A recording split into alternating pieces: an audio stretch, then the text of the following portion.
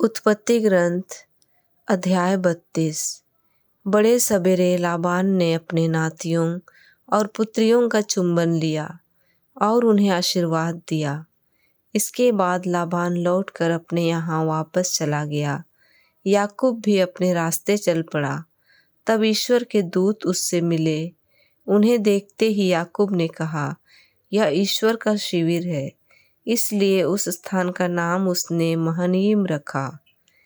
याकूब ने अपने आगे अपने भाई एसाव के पास एदोम के मैदान में सेर के प्रदेश में दूत भेज दिए।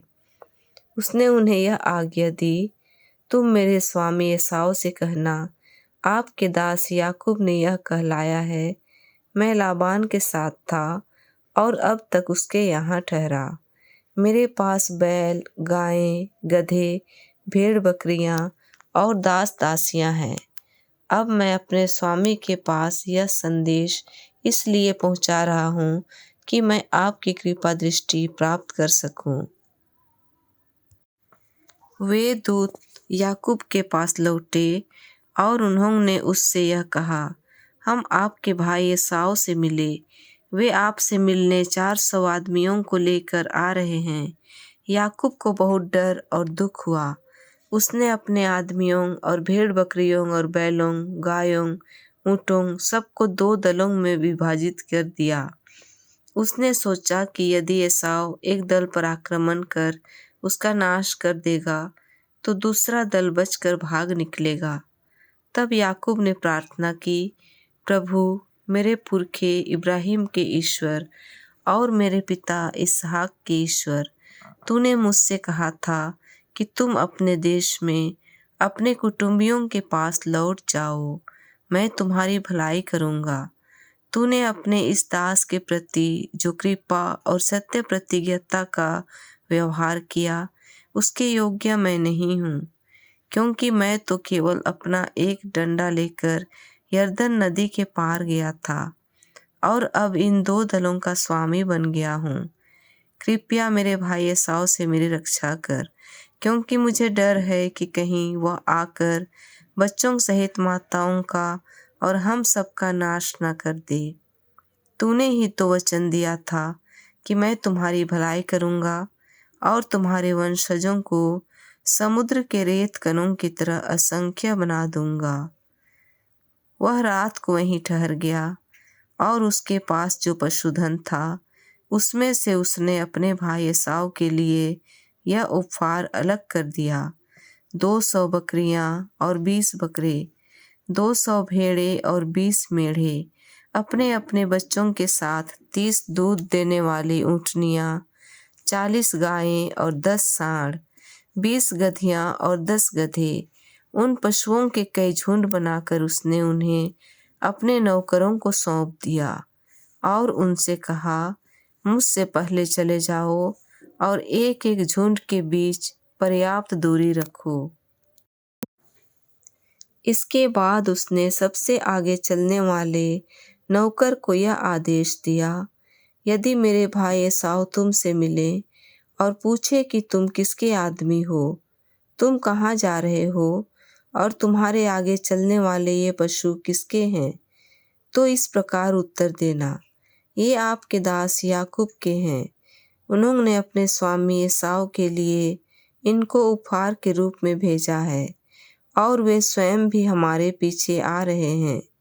इसी तरह उसने दूसरे, तीसरे और उन सबको जो झुंडों को हाँकने वाले थे आदेश दिए और कहा, जब तुम एसाव से मिलो तो मेरी यही बात एसाव से कहना और यह अवश्य कहना कि देखिए, आपके दास याकूब स्वयं भी हमारे पीछे आ रहे हैं। उसने मन में सोचा कि पहले ही ये उपहार भेजकर मैं उसे शांत करूँगा, इसके बाद मैं उससे मिल लूँगा। हो सकता है कि तब वह मेरा स्वागत करे। इसलिए उसके उपहार की सामग्री उसके पहले ही पहुँचा दी गई। वह स्वयं उस रात को शिविर में रह गया। याकूब उसी रात को उठा और अपनी 2 पत्नियों, 2 दासियों और 11 पुत्रों के साथ यब्बोक नामक नदी के उस पार गया। वह उन्हें और अपनी सारी संपत्ति नदी के उस पार ले गया और इस पार अकेला ही रह गया। एक पुरुष भोर तक उसके साथ कुश्ती लड़ता रहा। जब उसने देखा कि वह याकूब को पछाड़ नहीं सका, तो उसने उसकी जांघ की नस पर प्रहार किया और लड़ते लड़ते याकूब की जांघ का जोड़ उखड़ गया। उसने कहा, मुझे जाने दो, क्योंकि भोर हो गया है। याकूब ने उत्तर दिया, जब तक तुम मुझे आशीर्वाद नहीं दोगे, तब तक मैं तुम्हें नहीं जाने दूंगा। उसने पूछा, तुम्हारा नाम क्या है? उसने उत्तर दिया, मेरा नाम याकूब है। इस पर उसने कहा, अब से तुम याकूब नहीं बल्कि इस्राएल कहलाओगे, क्योंकि तुम ईश्वर और मनुष्यों के साथ लड़कर विजयी हो गए हो। तब याकूब ने पूछा, मुझे अपना नाम बता दो। उसने उत्तर दिया, तुम मेरा नाम क्यों जानना चाहते हो? और उसने वहाँ याकूब को आशीर्वाद दिया। याकूब ने उस स्थान का नाम पनूएल रखा, क्योंकि उसने यह कहा, ईश्वर को आमने सामने देखने पर भी मैं जीवित रह गया। जब उसने पनूएल पार किया तो सूर्य उग रहा था। उस समय से जांघ का जोड़ उखड़ जाने के कारण वह लंगड़ाता रहा। इस कारण इस्राएली आज तक जांघ की नस नहीं खाते, क्योंकि उस मनुष्य ने याकूब की उस नस पर प्रहार किया था। उत्पत्ति ग्रंथ अध्याय 33। याकूब ने जब अपनी आंखें ऊपर उठाई तो उसने 400 आदमियों के साथ एसाव को आते देखा। उसने लेया, राहेल और दोनों दासियों को उनके अपने अपने बच्चे दे दिए। उसने सबसे आगे दासियों और उनके बच्चों को रखा, फिर अपने बच्चों के साथ लेया को और सबके पीछे राहेल और यूसुफ को। वह आगे बढ़ा और अपने भाई के पास पहुंचकर उसने उसे 7 बार भूमि पर झुककर प्रणाम किया। उधर एसाव उससे मिलने को दौड़ा आया, उसको गले लगाया और उसका चुंबन लिया। वे दोनों रोने लगे। उसने अपनी आंखें उठाकर जब बच्चों के साथ स्त्रियों को देखा तो पूछा, ये जो तुम्हारे साथ हैं कौन हैं? उसने उत्तर दिया, ये वे बच्चे हैं जिनको ईश्वर ने आपके दास को दिया है। फिर अपने अपने बच्चों को लेकर दासियां पास आईं और उन्होंने उसे प्रणाम किया। उसी प्रकार लेया भी अपने बच्चों को लेकर पास आई और प्रणाम किया। अंत में यूसुफ और राहेल ने पास आकर प्रणाम किया। तब एसाव ने पूछा, जो झुंड मुझे रास्ते में मिले उनसे तुम्हारा क्या अभिप्राय है? याकूब ने उत्तर दिया, वे मेरे स्वामी की कृपा प्राप्त करने के लिए थे। एसाव ने कहा, भाई मेरे पास तो बहुत कुछ है, जो तुम्हारा है उसे तुम अपने पास ही रखो। याकूब ने कहा, नहीं, मैं आपसे प्रार्थना करता हूँ कि यदि मुझ पर आपकी कृपा दृष्टि है तो आपको मेरी इस भेंट को स्वीकार कर लेना चाहिए। मेरे लिए तो आपके दर्शन ईश्वर के दर्शनों के तुल्य हैं, क्योंकि आपने मेरा स्वागत किया है। मैं फिर आपसे प्रार्थना करता हूँ कि जो उपहार मैं आपके लिए लाया आप उसे स्वीकार कीजिए, क्योंकि ईश्वर ने मुझ पर बड़ी कृपा की है और मेरे पास बहुत है। जब इस प्रकार याकूब ने उससे आग्रह किया तो उसने उसकी भेंट स्वीकार कर ली। तब एसाव ने कहा, हम शिविर उठाकर आगे चलें, मैं तुम्हारे साथ चलूँगा। परंतु याकूब ने उससे कहा, स्वामी, आप जानते ही हैं कि बच्चे कमज़ोर हैं और मेरे साथ की दूध देने वाली भेड़ों, बकरियों और गायों की मुझे देख रेख करनी पड़ती है। यदि एक दिन के लिए भी वे जल्दी जल्दी हाँकी जाएंगी तो सब मर जाएंगी। इसलिए मेरे स्वामी अपने दास के आगे चले और मैं अपने साथ के पशुओं और बच्चों की चाल के अनुसार पीछे से तब तक धीरे धीरे आऊँगा जब तक मैं अपने स्वामी के यहाँ सेर तक ना पहुँच जाऊँ। एसाव ने कहा, मैं अपने आदमियों में से कुछ को तुम्हारे पास छोड़ जाता हूँ। परंतु उसने कहा, क्यों? मुझे अपने स्वामी की कृपा दृष्टि प्राप्त है, यह बहुत है। इसलिए एसाव उसी दिन सेर लौट गया। याकूब सुक्कोत की ओर चला गया। वहाँ उसने अपने लिए एक घर बनाया और पशुओं के लिए पशुशालाएं बनवाई। इसलिए उस स्थान का नाम सुक्कोत पड़ गया। पद्दन आराम से लौटकर याकूब कनान देश के सिखेम नामक नगर में सुरक्षित पहुंच गया और नगर के पास अपना तंबू खड़ा किया। उसने चांदी के 100 सिक्के देकर सिखेम के पिता हमोर के पुत्रों से उस भूमि भाग को खरीद लिया और उस पर अपना तंबू खड़ा कर दिया। वहीं उसने एक वेदी भी बनाई और उसका नाम इस्राएल का महान ईश्वर रखा।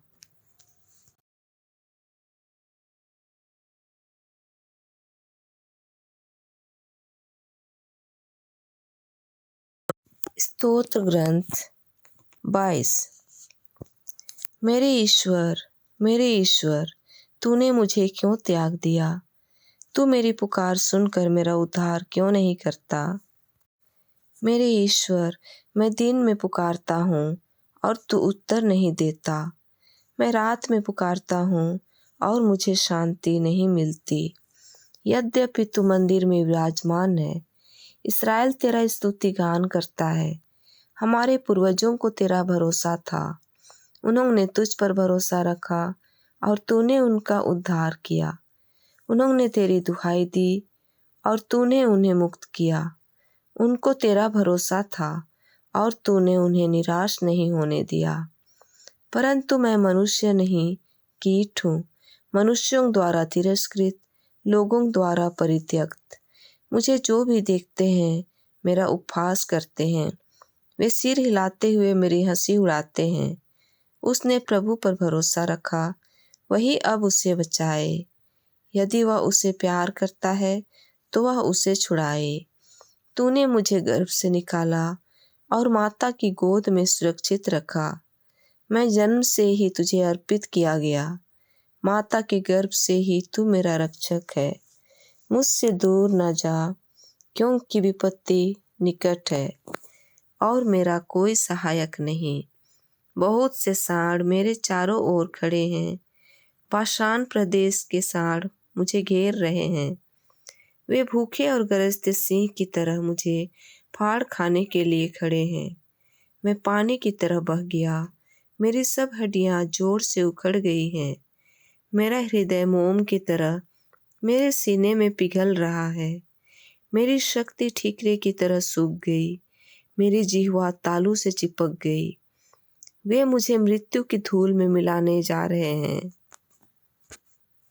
कुत्ते मुझे घेर रहे हैं। कुकर्मियों का दल मेरे चारों ओर खड़ा है। वे मेरे हाथ पैर छेद रहे हैं। मैं अपनी एक एक हड्डी गिन सकता हूँ। वे मुझे देखते और घूरते रहते हैं। वे मेरे वस्त्र आपस में बांटते और मेरे कुर्ते पर चिट्ठी डालते हैं। प्रभु, मुझसे दूर ना जा, तू मेरा बल है। शीघ्र ही मेरी सहायता कर। मेरी आत्मा को तलवार से बचा, मेरे प्राणों को कुत्तों के पंजों से। मुझे सिंह के जबड़े से छुड़ा, मेरे प्राणों को जंगली सांडों के सींगों से। मैं अपने भाइयों के सामने तेरे नाम का बखान करूँगा। मैं सभाओं में तेरा स्तुति गान करूँगा। प्रभु के श्रद्धालु भक्तों, उसकी स्तुति करो। याकूब के वंशजों, उसकी महिमा गाओ। इस्राएल के सब वंशजों, उस पर श्रद्धा रखो। क्योंकि उसने दीनहीन का तिरस्कार नहीं किया, उसे उसकी दुर्गति से घृणा नहीं हुई। उसने उससे अपना मुख नहीं छिपाया, उसने उसकी पुकार पर ध्यान दिया। मैं तुझसे प्रेरित होकर बड़ी सभा में तेरा गुणगान करूँगा। मैं प्रभु भक्तों के सामने अपनी मन्नतें पूरी करूँगा। जो दरिद्र हैं वे खाकर तृप्त हो जाएंगे। जो प्रभु की खोज में लगे हैं वे उसकी स्तुति करेंगे। उनका हृदय सदा सर्वदा जीवित रहे। समस्त पृथ्वी प्रभु का स्मरण करेगी और उसकी ओर अभिमुख हो जाएगी। सभी राष्ट्र उसे दंडवत करेंगे, क्योंकि प्रभु ही राजा है, वही राष्ट्रों का शासन करता है। पृथ्वी के सभी शासक उसी के सामने नतमस्तक होंगे। सभी मनुष्य उसी की आराधना करेंगे। मैं उसके लिए जीवित रहूँगा, मेरा वंश उसकी सेवा करता रहेगा। वह आने वाली पीढ़ी के लिए प्रभु के कार्यों का बखान करेगा, और जिन लोगों का अब तक जन्म नहीं हुआ उनके लिए प्रभु का नाम घोषित करेगा।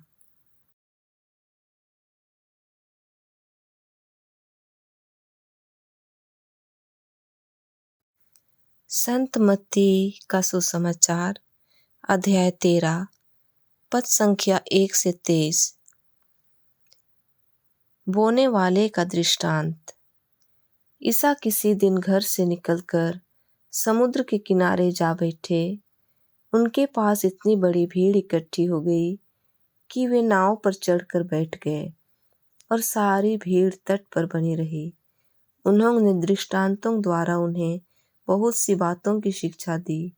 उन्होंने कहा, सुनो, कोई बोने वाला बीज बोने निकला। बोते बोते कुछ बीज रास्ते के किनारे गिरे और आकाश के पक्षियों ने आकर उन्हें चुग लिया। कुछ बीज पथरीली भूमि पर गिरे, जहाँ उन्हें अधिक मिट्टी नहीं मिली। वे जल्दी ही उग गए, क्योंकि उनकी मिट्टी गहरी नहीं थी। सूरज चढ़ने पर वे झुलस गए और जड़ न होने के कारण सूख गए। कुछ बीज कांटों में गिरे और कांटों ने बढ़कर उन्हें दबा दिया। कुछ बीज अच्छी भूमि पर गिरे और फल लाए, कुछ 100 गुना, कुछ 60 गुना और कुछ 30 गुना। जिसके कान हो वह सुन ले। ईसा के शिष्यों ने आकर उनसे कहा, आप क्यों लोगों को दृष्टांतों में शिक्षा देते हैं? उन्होंने उत्तर दिया, यह इसलिए है कि स्वर्ग राज्य का भेद जानने का वरदान तुम्हें दिया गया है, उन लोगों को नहीं। क्योंकि जिसके पास कुछ है उसी को और दिया जाएगा और उसके पास बहुत हो जाएगा, लेकिन जिसके पास कुछ नहीं है उससे वह भी ले लिया जाएगा जो उसके पास है। मैं उन्हें दृष्टांतों में शिक्षा देता हूँ, क्योंकि वे देखते हुए भी नहीं देखते और सुनते हुए भी ना तो सुनते और न समझते हैं। ईसायास की यह भविष्यवाणी उन लोगों पर पूरी उतरती है। तुम सुनते रहोगे परंतु नहीं समझोगे, तुम देखते रहोगे परंतु तुम्हें नहीं दिखेगा, क्योंकि इन लोगों की बुद्धि मारी गई है। ये कानों से सुनना नहीं चाहते, इन्होंने अपनी आंखें बंद कर ली हैं। कहीं ऐसा ना हो कि ये आंखों से देख ले, कानों से सुन ले, बुद्धि से समझ ले, मेरी ओर लौट आए और मैं इन्हें भला चंगा कर दूं। परंतु धन्य है तुम्हारी आंखें, क्योंकि वे देखती हैं, और धन्य है तुम्हारे कान, क्योंकि वे सुनते हैं। मैं तुम लोगों से यह कहता हूँ, तुम जो मेरी बातें देख रहे हो उन्हें कितने ही नबी और धर्मात्मा देखना चाहते थे, परंतु उन्होंने उन्हें नहीं देखा। और तुम जो बातें सुन रहे हो वे उन्हें सुनना चाहते थे, परंतु उन्होंने उन्हें नहीं सुना। अब तुम लोग बोने वाले का दृष्टांत सुनो। यदि कोई राज्य का वचन सुनता है लेकिन समझता नहीं, तब उसके मन में जो बोया गया है उसे शैतान आकर ले जाता है। यह वह है जो रास्ते के किनारे बोया गया है, जो पथरीली भूमि में बोया गया है। यह वह है जो वचन सुनते ही प्रसन्नता से ग्रहण करता है, परंतु उसमें जड़ नहीं है और वह थोड़े ही दिन दृढ़ रहता है। वचन के कारण संकट या अत्याचार आ पड़ने पर वह तुरंत विचलित हो जाता है। जो कांटों में बोया गया है यह वह है जो वचन सुनता है, परंतु संसार की चिंता और धन का मोह वचन को दबा देता है और वह फल नहीं लाता। जो अच्छी भूमि में बोया गया है यह वह है जो वचन सुनता और समझता है और फल लाता है, कोई 100 गुना, कोई 60 गुना और कोई 30 गुना।